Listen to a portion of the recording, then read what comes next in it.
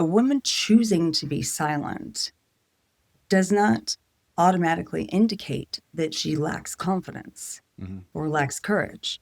It could indicate that she's done a complete risk assessment and has decided that the risks outweigh the potential benefits. I'll have what she's having. Welcome to another edition of She Talks Confidence Podcast. Welcome back. It's the She Talks Confidence podcast. Today I've got Nikki Langman, an international speaker. She's the author of How to Be a Badass and the creator of her own program titled Unbrickable. She's guided thousands of people to unmute their power, own their confidence, and build lives that are unshakable. The perfect guest for my show. Nikki, how are you? I'm wonderful. Right? I cannot wait to talk about women and confidence and all things related. So I just fire at me. I am pumped. Let's go. Let's roll. I want to talk about how to stop self-doubt under pressure. I want to talk about why pressure destroys confidence. I want to talk about stop waiting to feel ready.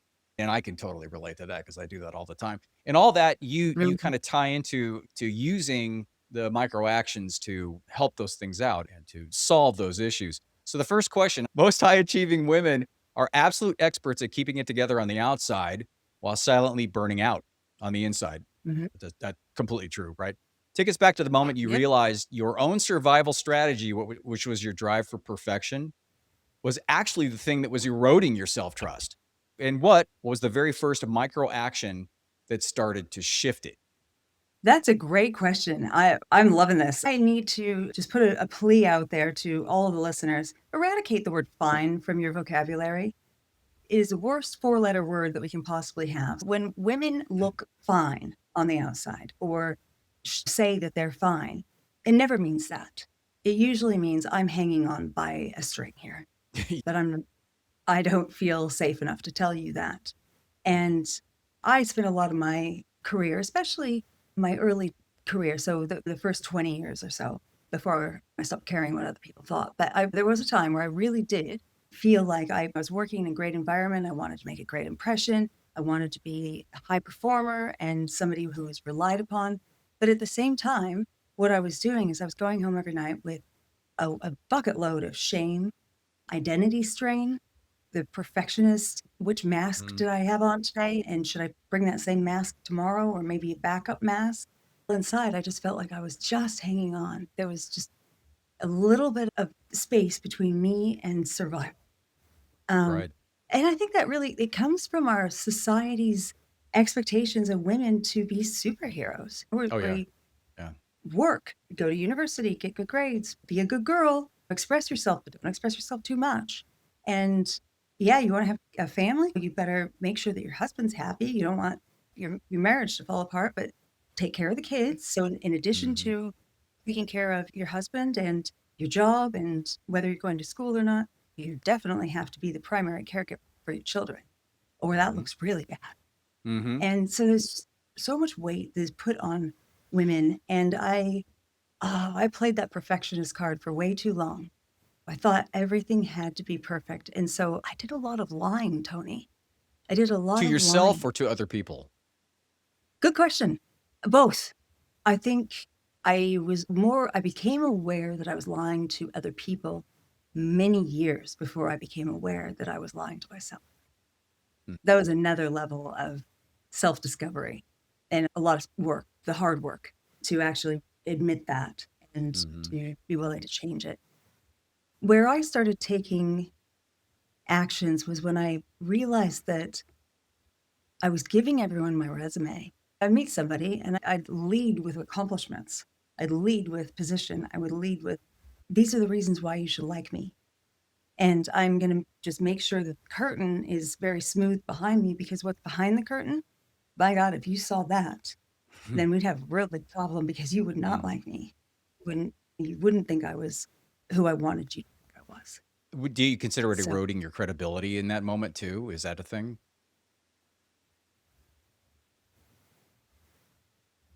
I think credibility is a word that you add to your vocabulary when you stop performing. Because when you're performing, you're you may be telling people you have credibility. You may be wanting them to think that you're likable, but in no way are you believable. A lack of authenticity Oh, there it is is. so obvious to everyone else except you. That epiphany that happens in the context of what we're talking about in regards to the whole dealing with all the pain, all the pressure of wearing the different masks of your identity, essentially being outside of yourself. It's a moving target.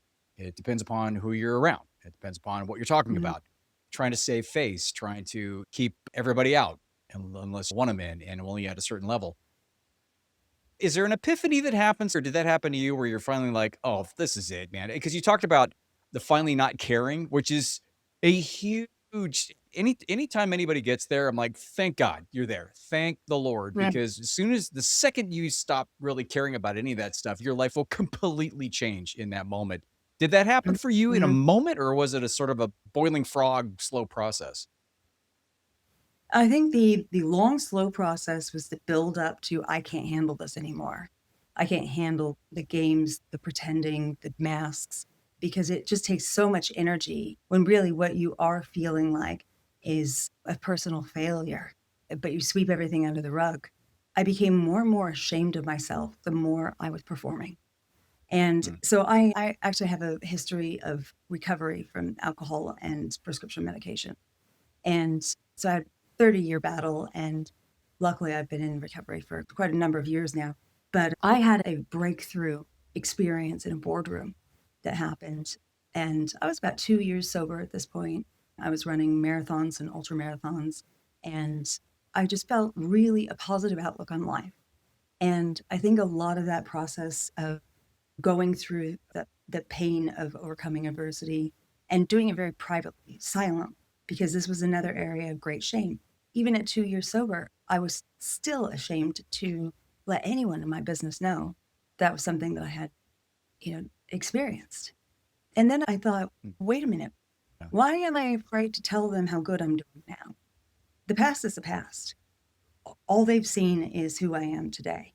I'd worked there for less than 2 years, so they'd never seen me have a bad day, like a really bad day. Somebody in the company said, she's like, why are you so optimistic all the time? And I said, it's called reframing, babe. And she said, I know what reframing is. She said, but nobody is that optimistic all the time. She said, Ah. you have to have a reason. And I just smiled and I said, maybe I do. And that got me thinking. That actually got under my skin and got me thinking. And so I was facilitating an emotional intelligence program at that business. And the next module that was coming up was about self management. And so we were talking about proactive resilience strategies and reactive resilience strategies and whatnot. And I took the opportunity for the first time in my entire career, so 25 years in corporate HR. And I took the opportunity to say, hey guys, I want to tell you a story. And it's a really personal story for me.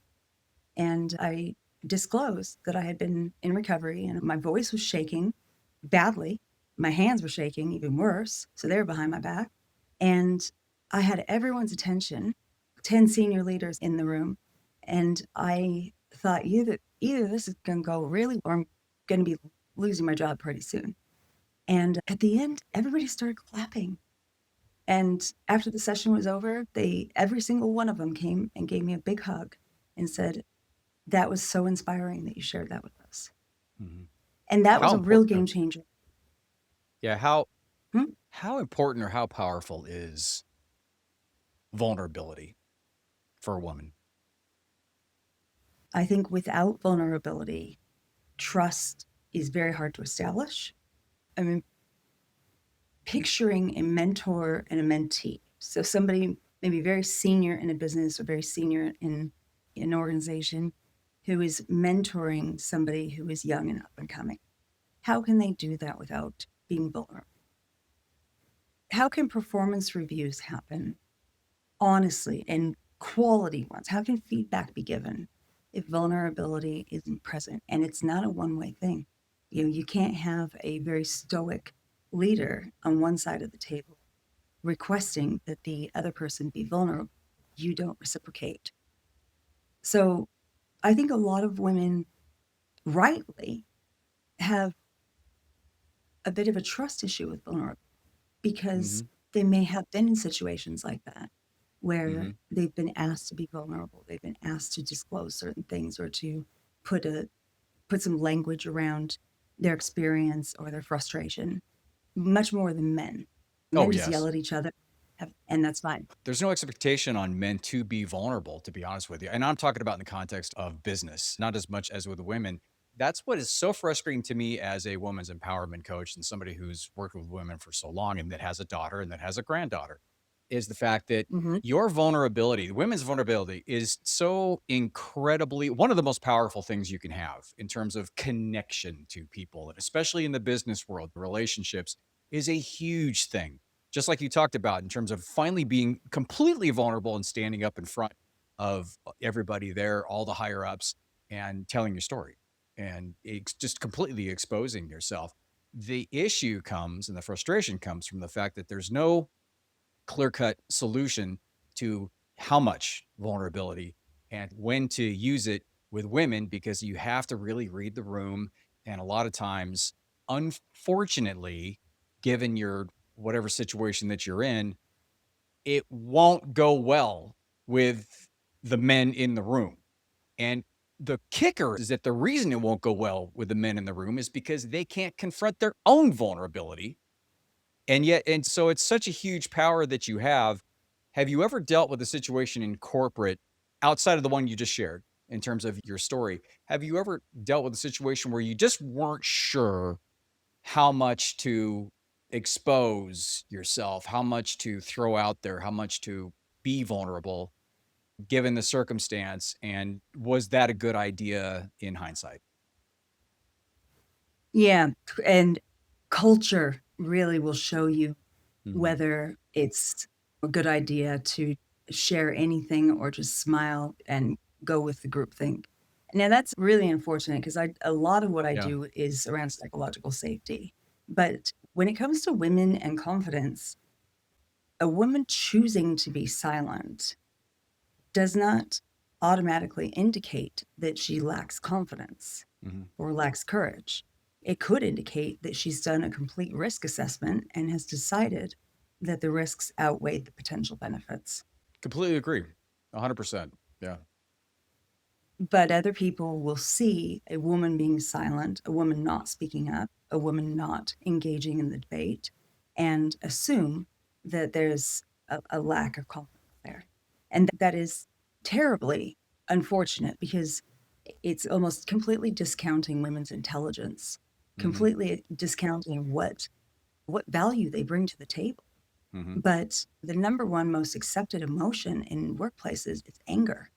Mhm. And that's also very skewed because men can get fired up, they can yell, they can scream, no problem. There's no consequence for it. But there is a lot of social consequence if a woman does that. Yes. Yeah, There's more like yeah, yeah, so, 2 different levels of judgment, 2 different rule books to operate from. It's really unfortunate. It yeah. is unfortunate because of the fact that women have so much to bring to the table, and in a culture that's open and that is okay with that, it really accelerates things on so many different levels. But there are a lot of times when the culture doesn't. It would allow it. Obviously, you can do what you want. You being in the culture that you were in when you had your talk with your higher ups. But if they were close to it, or if they had an issue with it, then it would not have gone as well. So it's again, the question is, especially for younger professional women, because those are the women that are the most confused because they're all over the map. When they come into the corporate, they think that they have to play by the men's rule book, which is really not a good idea overall. If you wanna read the room and kind of feel out the room based upon the boundaries and the expectations that are current in your boardroom or in your office, then great, do that because that's about, again, like you said, that's about gathering information. But ultimately, when you get to the point where you want to express yourself and create that level of value, because that's so important nowadays, is to create your own value in the company. To what extent do you do that? And you kind of have to read the room. You talk to colleges a lot, and you talk to young women that are going to be going into that field. When this comes up, And you talk about micro actions, you talk about confidence, you talk about self-doubt, perfectionism. What do you say to them in terms of trying to get them ready or get them prepped in terms of what to expect? Oh, one of the first things I'll say is you will never be ready. You will never feel ready. Mhm. So it's about taking action. Imperfect, elementary, stumbling, but just take action because we all started as beginners. And so I use the toddler example a lot. Toddlers have so much energy, so much momentum. They want to go fast. They love what their feet can do. And they see a puppy over by the window and they're just, I want that puppy. Mm. And they fall flat on their face quite often because they just don't have quite the rhythm down. And adults learning things, just prepare to be awkward as a Mhm. beginner. And certainly don't wait until you think that everything's polished and perfect and looks good before you take action. Because I'll tell you what, your best opportunities happened like 3 opportunities ago. There's an issue to where if you go in and you're going in guns a-blazing and you're looking to open yourself to every opportunity. Of course, you feel as though as a woman, that women are Mhm. gonna feel as though they're judged against men and not judged the same. Totally true, and that's just the way that it is, right? The second It thing is, is yes. that I heard this so many times from younger professional women starting their careers. They don't know where to draw the boundaries. And they get Which boundaries? Tell me completely more. sucked in, burned out, and so how does a woman get in that particular scenario? And even in C-suite, upper management, when the expectations are to her are more, maybe even from the company, how do you draw Mhm. boundaries to where you're not burning out, to where perfectionism is not driving you insane?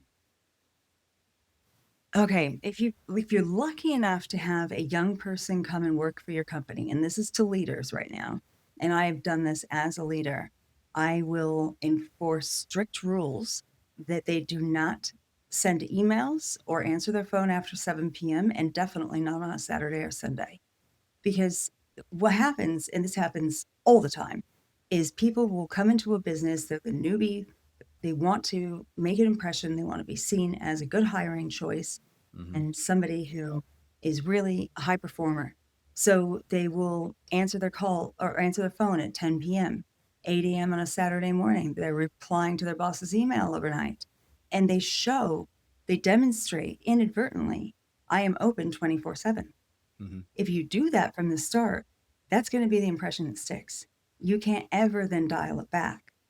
So that would be best advice I could give anyone, a leader who's listening or somebody who's just really trying to make a mark and an impression in their workplace or with their career is set those boundaries up front and do not be the one to break your own boundaries. Oh, 100%, That's right? yeah. If you break your own Yeah. boundaries, then you show that they weren't important to you in the first place. Yeah, it's on you. It's It's on totally on you. you if Yeah. yeah, if you break your own boundaries. The issue comes from when if you're in a situation and in a culture where they expect you to be available 24/7 and then you have a bunch of juniors doing that, men, women, or whatever, and they're playing that game. Ultimately, it's going to come down to if that's the culture and you choose to stay, then that's going to be the cost of you rising up in that particular culture, the cost of you getting the hedge fund manager, assistant manager job, or whatever the case may be. That's on you. And I tell my women that all the time. It's don't have the expectation that it's fair. Don't have the expectation that it's supposed to be balanced from your particular perspective. It may not be. So then it's going to be on you Mhm. to take the actions to either create a situation to where it's going to work for you or and be okay with that in that particular culture, or again, make a horizontal move and try to do it someplace else and somewhere else. That's why a lot of times, the entrepreneur or the self-starter, the self-contractor thing comes into play where, "Oh, I'd rather do that." That brings its own set of fun boundaries and expectations having your own company. You work probably twice as much being the case. Let's talk about micro actions in that context because this is all Okay. about being a perfectionist. Hello, I'm a recovering perfectionist. Getting overwhelmed Mhm. in stuff, be it whatever particular circumstance you're in, being a mom, being a dad, in any particular circumstance. How do micro actions work effectively in creating a level of grounding in yourself and a level of clarity to where you don't get overwhelmed? Boy, I am dealing with this personally right now in such a big way. I had some health problems earlier this year, and they are still trying to do lots of tests, different specialists, still trying to figure out what happened or what the core problem was. They said I'm medically frustrating, and I said, "Oh, thank God you don't know me any better than that, because I'm frustrating Medically everywhere." frustrating. Is that a professional medical term? Medically frustrating? I think it is. Yeah, yeah, yeah. Replaced anomaly somewhere along the line. Uh-huh. But I've had to learn how to slow down, which has been excruciating for me.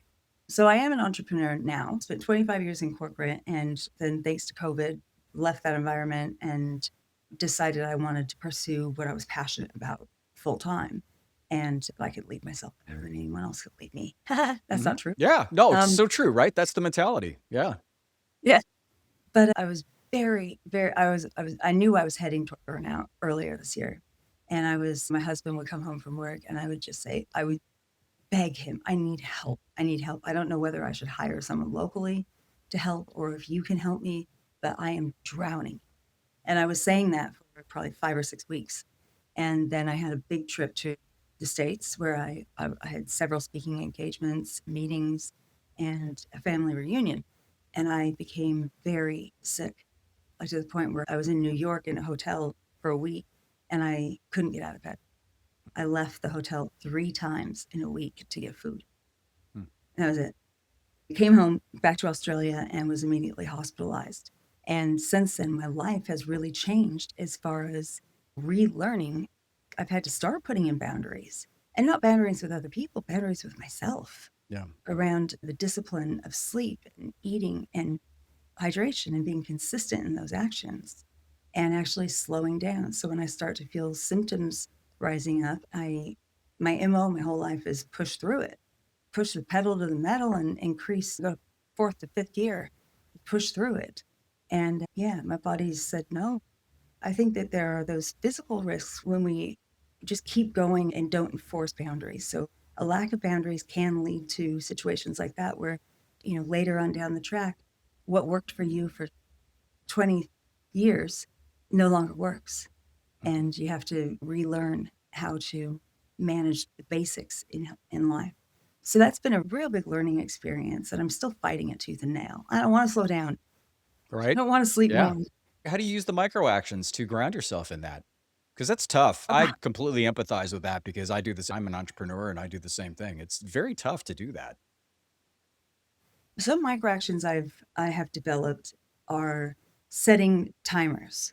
Mm. Timers really help because they can alert you to that you've been in a time vortex for hours or in flow for hours. And the alarm sounds and you go, "Oh, yeah, okay, it's been 6 hours since I've eaten anything, or I don't even have any water here. So it's time." So it's those little alerts that I might miss if I'm just doing it myself. But that's one. Consistent bedtimes, at least get 6 to 8 hours of sleep, even if it's broken up 2 or 3 hours here, 2 or 3 hours there. Global workforce, and sometimes you have to do that, but just keeping a diary every day of how much water did I drink? How many times did I leave the office? How much time did I take for a social phone call with a friend? Little things like that. And then I also have adopted a suggestion, and it's brilliant, that I read on LinkedIn where they said you have to actually do the physical action of shutting your computer down. So if Mm. you work from home, you cannot leave it up. You Mm. cannot leave the screens open and go have dinner, spend time with your family, and say, "Oh, I'll finish that email after dinner." No, you can't. You take your notebook and you put finish email first thing in the morning and you shut the baby down. And that has made a world of difference. It's those little things, those little tweaks. Oh, and the last one I learned, same LinkedIn article, change your clothes. So as soon as you Mm. have shut the computer down, go into the bedroom and pick up a different top. Because again, it tricks your brain, or it helps your brain recognize that we're not wearing work clothes anymore. Yeah, pattern So interruption. It's as an ADDer, now they call it everybody's ADHD, but I was a big time ADDer. It's a bit they call it closing the loop. I mm, hate when loops mm, are open, really? right? Hate it with a passion. So something is open. If the computer's still on, I'll figure out something else to do, right? It's open because it's queuing me up to where I should need to jump on Mm. there. And the close the close thing I've never heard of, but that's fascinating because it does make a lot of sense. It's almost like going through the door and just leaving everything behind. So switching out. It's the Mr. Rogers thing, putting the sweater on and like Yeah. chilling out with the kids for a while instead of getting off of work and dealing with all that kind of stuff. I love that. I just love that. So last but not least, I'd like a little like a call to action or a little tool about self-doubt under pressure.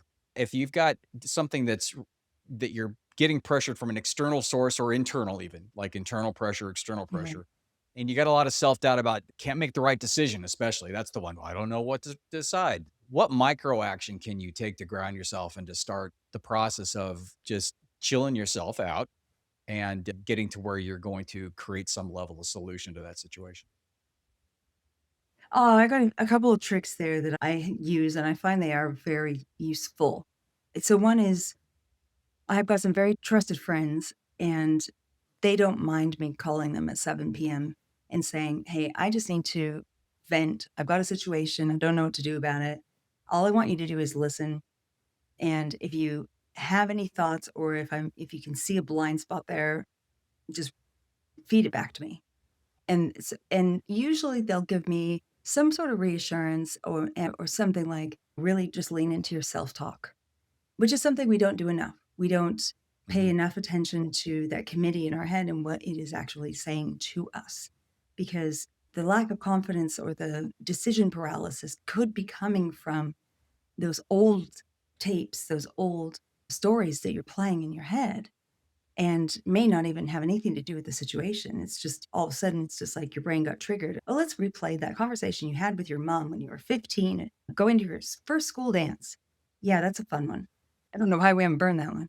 The other thing too is I have a pro subscription to one of our AI platforms, and I have put in the personalization. Do not give me compliments. Do not agree with me. I will find it disingenuous. But what I want you to do is play devil's advocate. So Mhm. I'm going to put in a situation. So maybe it's the same thing. My friend didn't answer the phone. I got her voicemail. So I go to the computer and I say, here's the situation. Play devil's advocate. Come back to me with what that I'm missing. And that's all I want to know. I don't want answers on how to fix it. I just want to see a bigger picture than what my mind might be seeing at that time. I love that. Um, and yeah, been very Yeah, impressed yeah. with. That and using AI for that, I have the same personalized prompt. Be Okay, the yeah. devil's advocate. And I think and again, it also shows you how important your tribe is, which I've said over and over. It's so important to have at least one person that you can call that you can call at any time and just say, Hmm. listen, just clear my head a little bit and they'll calm me down and all that. I just love that. Nikki, thank you so much. I really appreciate that. Nick, you're a speaker, you're an author of How to Be a Badass. You have your Unbrickable. You're bouncing back and forth. You live in Australia. It's 3 o'clock in the morning. Thank you so much again for the sacrifice of talking to me at 3 o'clock in the morning. And can I you love it. let everybody know where they can get your book and where they can find you if they have any questions about your program or your speaking? Yeah, absolutely. The place that I like to ask people to get my book from is bookshop.org. They are a online bookseller, but they give a lot of the proceeds back to actual physical stores. And Oh, that's great. I'm a very big believer in supporting local business and supporting, especially when it comes to the arts or bookstores or things. I know bookshop.org have given millions and millions of dollars of proceeds from book sales to them. I'm sure, Tony, if I give you the precise link that they can get right to my book, that can go into the chat notes. Yeah, absolutely. In the show notes, I will definitely put Cool, that in there. cool. But that would be Your program and your speaking, that where can they get a hold of you if they want any information on that? nikkilangman.com. That's the best place. And LinkedIn. Drop me a message on LinkedIn. I would love to hear how you enjoyed this podcast. If you had any burning questions or ideas to contribute, hook up with me on LinkedIn and drop me a DM. I'd love that. I love that. The best part about the women that I interview, including yourself, is the fact that you are open to help. You are open for questions. We all need to do that. I do that as well. In fact, I even say at the end of the show, if there is a woman out there that was touched by this, that was impacted, that has a story to tell, hey, let me know. I would love to have you on, because Mhm. it's important for us to create our group environment, to create our level of support. It doesn't have to be everybody calling each other at 3 o'clock in the morning, but it can be I just understanding that we all have gone through this and continue to go through this. I think one of the misnomers is, once you get up to 40 or 50 and you're successul and stuff, then everything's fine. No, it's not. You still have to deal with crap that fine, comes up. fine, You still get, right? You still get triggered, I like, all the time, right? You yes, you still do. get, you still, things go out of control, and then you have to regroup yourself. We're all dealing with the same thing, but it's a matter of having the right tools and having the right mindset and perspective and reframing things to Mhm. where you make them work for you instead of the other way around. So, Nikki, Yeah, thank you and again so support much. systems. Yeah, and support Yeah, systems, right? It's so important, just crazy important. Thanks, Nikki. I really yeah. appreciate it. And again, for me, it's just theconfidencedoc.com or Tony at The Confidence Doc. You can, again, get a hold of me for any information if you want coaching, if you want to check out my programs, if you want to be on the show, let me know. That'd be great. Hope things are well, and I will talk to you later.